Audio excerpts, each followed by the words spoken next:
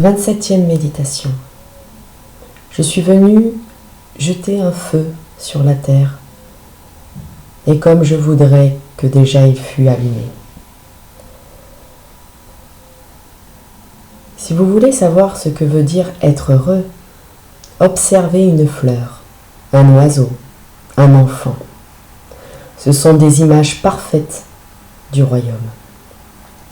Ils vivent dans l'instant, dans l'éternel présent, sans passé ni futur. C'est ainsi que leur sont épargnés l'angoisse et la culpabilité, ces deux grands tourments existentiels. Ils sont remplis de joie de vivre. Ce n'est pas tant les choses et les personnes qu'ils aiment que la vie.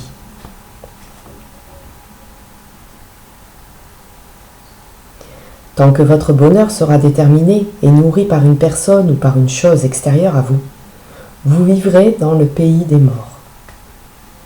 Le jour où vous serez heureux sans raison apparente, le jour où vous prendrez plaisir à tout et à rien, vous saurez que vous avez enfin trouvé le pays de la joie éternelle qu'on appelle le royaume. Trouver le royaume est la chose la plus aisée au monde. Et pourtant, rien n'est plus difficile. Aisé, car il est partout autour de vous et en vous. Vous n'avez qu'à tendre la main pour en prendre possession. Difficile, car si vous voulez posséder le royaume, vous ne devez aspirer à rien d'autre. Autrement dit, vous devez vous débarrasser de toute inclination pour les choses et pour les êtres. Vous devez leur ôter à jamais le pouvoir de vous enivrer, de vous exalter, ou de vous procurer un sentiment de sécurité ou de bien-être. Mais pour cela, vous devez bien comprendre cette vérité simple et bouleversante. Contrairement à ce qu'on vous a appris dans votre culture et votre religion, rien, absolument rien, ne peut vous rendre heureux.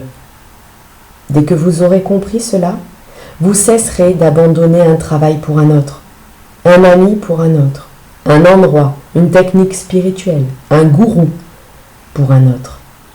Aucun de ces changements ne peut vous apporter ne serait-ce qu'une minute de bonheur. Au mieux, ces choses ne peuvent vous procurer qu'une exaltation temporaire, un plaisir qui au début s'intensifie, puis qui se transforme en souffrance lorsque vous le perdez, ou en lassitude si vous le gardez. Pensez aux innombrables choses et personnes qui, jadis, vous exaltaient. Que s'est-il passé ensuite? Dans chaque cas, elles ont fini par provoquer souffrance ou ennui, n'est-ce pas? Il est absolument essentiel que vous compreniez cela, faute de quoi vous n'atteindrez jamais le royaume de la joie. La plupart des gens ne sont prêts à comprendre cette vérité qu'après avoir éprouvé un grand nombre de désillusions et de chagrins. Et même alors, une personne sur 1 million seulement a vraiment le désir de comprendre. Les autres persistent dans leur pitoyable habitude, frappent à d'autres portes, tendent leurs sévilles de mendiants, avec leur soif d'affection, d'approbation, de conseils, de pouvoir, de succès et d'honneur, car ils refusent obstinément de comprendre que ces choses-là n'apportent pas le bonheur. Si vous cherchez dans votre cœur, vous y trouverez quelque chose qui vous permettra sans doute de comprendre. Une étincelle de désenchantement et de mécontentement qui, changée en flamme, se transforme en feu de forêt déchaîné qui réduira en cendres le monde illusoire dans lequel vous vivez, dévoilant ainsi à votre regard émerveillé le royaume dans lequel vous avez toujours vécu sans le savoir. Avez-vous déjà été dégoûté de vivre? Vous êtes-vous déjà senti fatigué de fuir sans cesse devant vos peurs et vos anxiétés, de toujours mendier, d'être à la merci de vos attachements et de vos dépendances? N'avez-vous jamais pris conscience de l'absurdité qu'il y a à vous acharner pour obtenir un diplôme, pour trouver un emploi, qui vont l'un et l'autre vous plonger dans une existence parfaitement monotone? Ou, si vous êtes hanté par la réussite, à vivre dans l'agitation provoquée par ces choses que vous recherchez avec tant d'empressement? Si oui, aucun être humain ne peut dire que cela ne lui est pas arrivé. La divine flamme du mécontentement s'est élevée dans votre cœur. Il faut nourrir cette flamme avant que les corvées de la vie quotidienne ne l'éteignent. C'est la saison sainte. Vous devez absolument vous échapper et prendre le temps d'examiner votre vie. Vous devez laisser la flamme grandir de plus en plus, grandir tandis que vous vous livrez à cet examen. Refusez de laisser quoi ou qui que ce soit vous distraire de cette tâche. C'est le moment ou jamais de comprendre que rien, absolument rien, en dehors de vous, ne peut vous apporter une joie durable. Vous vous rendrez compte, cependant, que cette compréhension sème la peur dans votre cœur.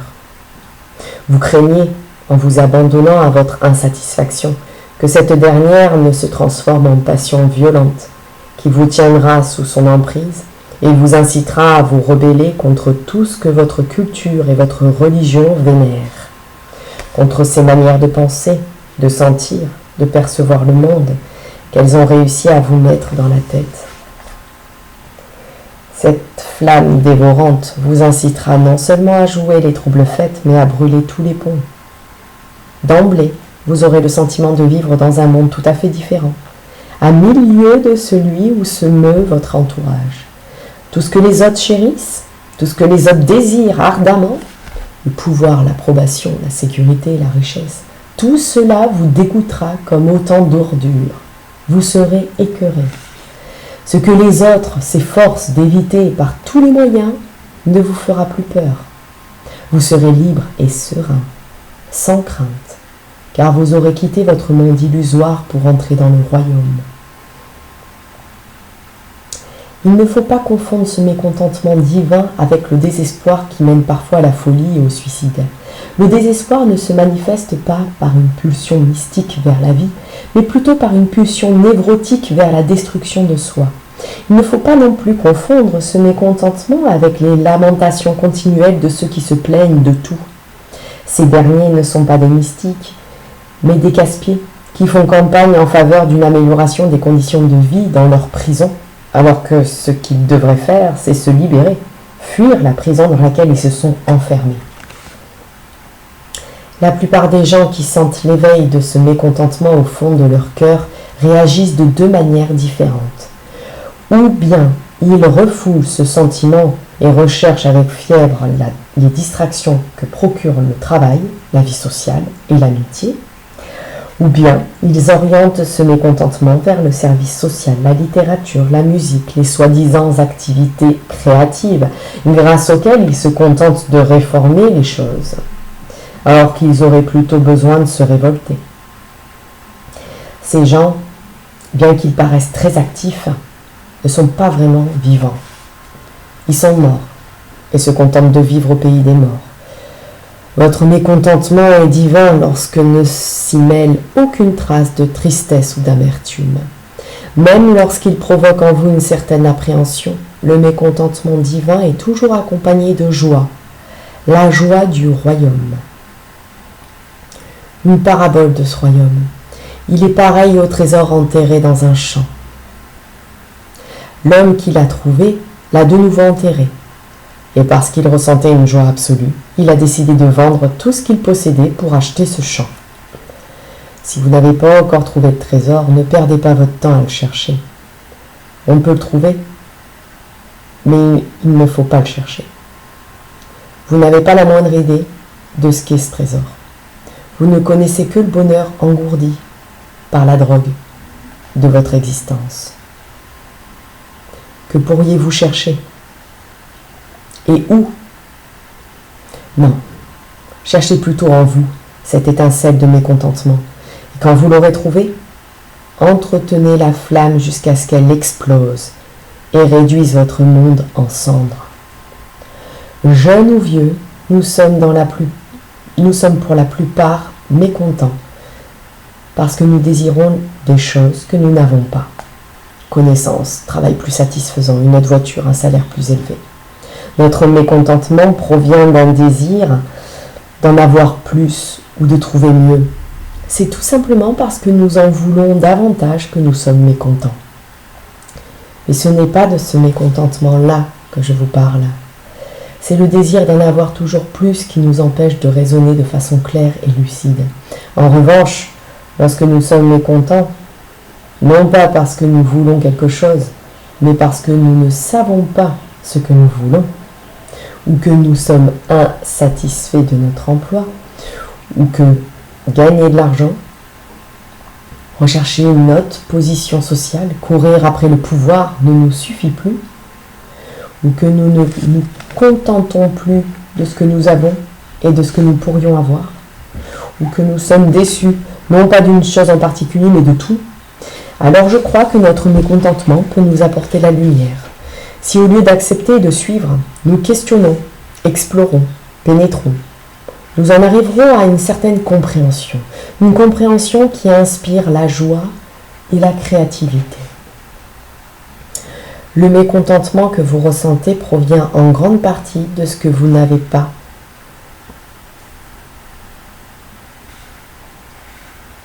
Votre contente de quelque chose. Vous n'êtes pas satisfait parce que vous vous dites que vous n'avez pas assez d'argent, de pouvoir, de succès, de gloire, de vertu et d'amour. Ce mécontentement ne conduit pas à la joie du royaume. Sa source est l'avarice et l'ambition. Son fruit, l'agitation et la frustration.